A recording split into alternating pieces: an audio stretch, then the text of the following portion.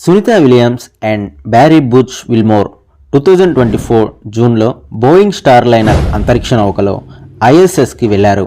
ISS అంటే international space station. అయితే వీరి ప్లాన్ ప్రకారం 8 రోజులు అంతరిక్షంలో ఉండి తిరిగి భూమి మీదకి రావాలని ఉంది. అయితే అంతరిక్ష నౌకలో తలెత్తిన సమస్యల కారణంగా ప్లాన్ ప్రకారం తిరిగి రాలేకపోయారు. వీరిని మోసుకొని వెళ్లిన స్టార్ లైనర్ మాత్రమే 8 రోజులకు భూమి మీదకి చేరింది. బట్ వీరు అక్కడే ఉండిపోవాల్సి వచ్చింది. అలా వారు అక్కడే ఉన్న క్షణం నుంచి దాదాపు 9 నెలల తర్వాత వారు తిరిగి భూమి మీదకి వచ్చారు. అయితే 8 రోజుల మిషన్ కోసం వెళ్లిన ఈ ఇద్దరు వ్యోమగాములు ఇన్ని రోజులు అక్కడ ఏం చేశారు, అసలు ఎలా గడిపారు? వీరితో పాటు ఇంకెవరైనా సహాయకులు ఉన్నారా? కుటుంబ సభ్యులతో వీరు మాట్లాడకుండా ఎలా ఉండగలిగారు? కుటుంబ సభ్యులతో వీరు రోజు మాట్లాడేవారా? వారికి ఆహారం ఎలా? ఇంతకీ ఈ అంతర్జాతీయ అంతరిక్ష కేంద్రం అంటే ఏమిటి? ఐఎస్ఎస్ ఎలా ఉంటుంది? అందులో ఒక మనిషి జీవించడానికి ఎటువంటి సదుపాయాలున్నాయి? వీరు రోజు ఏ విధంగా పడుకునేవారు, ఎలా నిద్రలేచేవారు? ఇలాంటి ఎన్నో ఆసక్తికరమైన విషయాలను ఈ వీడియోలో తెలుసుకోబోతున్నాం. సో వీడియోని ఇంకా లైక్ చెప్పినట్లయితే ఇప్పుడే వీడియోని లైక్ చేయండి. ఇక ఏమాత్రం ఆలస్యం చేయకుండా వీడియోని అయితే స్టార్ట్ చేద్దాం. ఐఎస్ఎస్లో వారి దినచర్య ఎలా ఉంటుందో చూద్దాం.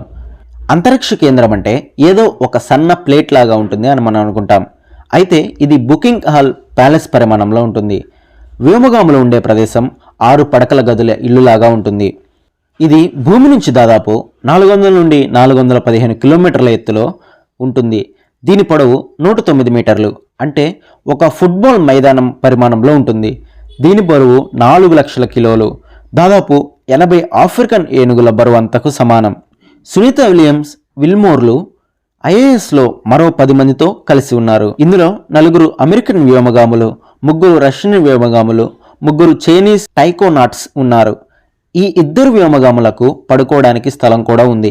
ఇక్కడి నుంచే ఈమెయిల్స్, కాళ్ల ద్వారా వారి కుటుంబాలతో మాట్లాడడానికి 2 ల్యాప్టాప్లు కూడా అందుబాటులో ఉన్నాయి. సునీత అండ్ విల్మోర్ ఊహించిన దానికంటే ఎక్కువ సమయంలో అంతరిక్షంలో ఉన్నప్పటికీ వారు అక్కడ రోజువారీ కార్యక్రమాలను నిర్వహించారు. బుచ్ విల్మోర్ 4:30 AM-కు, సునీతా విలియమ్స్ 6:30 AM-కు నిద్రలేస్తారు.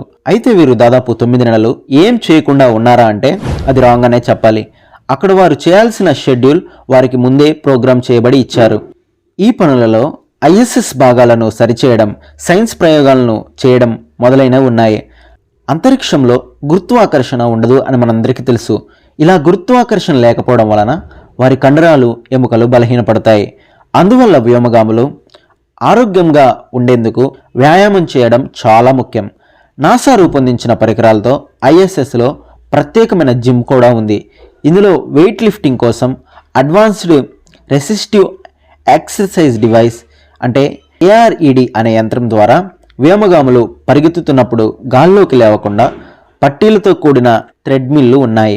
ఈ జిమ్ ద్వారా వీరు కనీసం రోజుకి 2 లేదా అంతకంటే ఎక్కువ గంటలు వ్యాయామాన్ని చేస్తూ ఉంటారు. గురుత్వాకర్షణ లేకపోవడం వల్ల ఒక ప్రయోజనం కూడా ఉందంటున్నారు ఈ వ్యోమగాములు. కాళ్లతో నడిచే అవకాశం లేదు కాబట్టి వీరి కాళ్ళు నొప్పి అనిపించదు, ఎందుకంటే వాటికి అస్సలు ఒత్తిడి పడదు కాబట్టి. సాధారణంగా వ్యోమగాముల చెమట, మూత్రాన్ని రీసైకిల్ చేసి తాగునీరుగా మారుస్తారు. అయితే ప్రత్యేకించి వీరి భూమి నుంచి ఎలాంటి నీరును తీసుకెళ్లరు. వ్యోమగాముల చెమట, మూత్రాన్ని రీసైకిల్ చేసి వాటినే త్రాగునీరుగా చేసుకుని త్రాగుతూ ఉంటారు. అయితే వీరు భూమి నుంచి బయలుదేరేటప్పుడే సరిపోయినంత ఆహారాన్ని తీసుకెళ్లారు.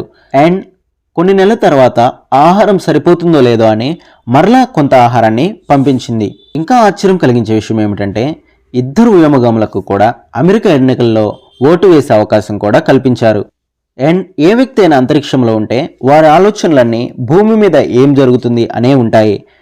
వారి ఫ్యామిలీ మెంబర్స్ని గుర్తు తెచ్చుకోవడం, ఈ విధంగా ఆలోచిస్తూ ఉంటారు.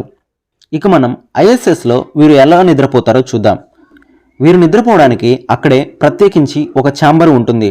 దీనిలో స్లీపింగ్ బ్యాగ్, వ్యక్తిగత వస్తువులు ఉంచుకునే ప్రదేశం అండ్ ల్యాప్టాప్ పెట్టుకోవచ్చు. ఇంకా కంప్యూటర్ హెడ్ ఫోన్స్ కూడా ఉంటాయి. దీని ద్వారా వీరు కింద ఉన్న వ్యక్తులకు సమాచారాన్ని తెలియజేస్తూ ఉంటారు. ఈ విధంగా ఐఎస్ఎస్లో వారి రోజువారీ జీవితం ఉంటుంది. ఈ వీడియోలో మీకు ఎంతో కొంత ఇన్ఫర్మేషన్ అందించానని అయితే అనుకుంటున్నాను.